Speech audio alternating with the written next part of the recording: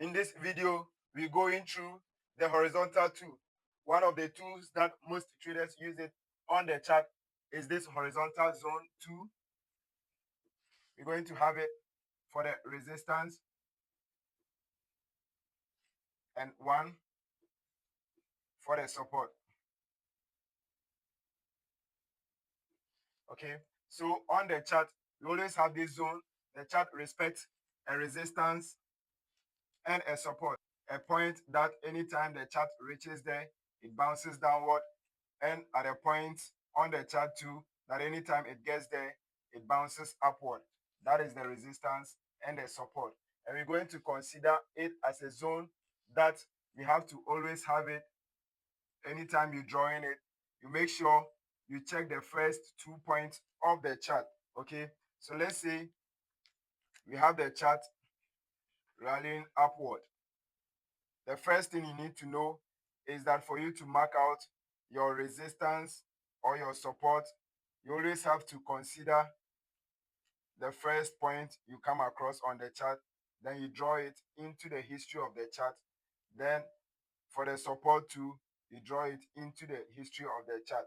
Okay, then all you need to do as a trader is to wait patiently for the chart to come back to the resistance or the support. Before you use the horizontal tool, you always have to check 2 points on the chart. So let's say you want to mark out for a resistance, you check the first 2 points on the chart. So let's say this is the chart.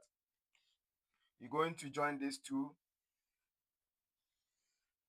highs of the chart. You make sure you draw it as a zone to cater for a wick or a body so that you have the most touches. Then you wait for the chart to come back to the zone the third time.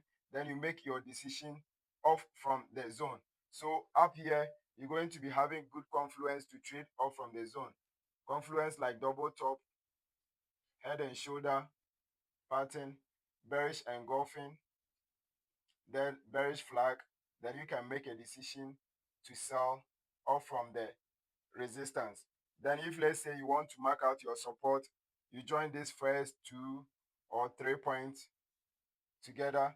Then you wait for the history of the chart to come back to the support the third time or the fourth time.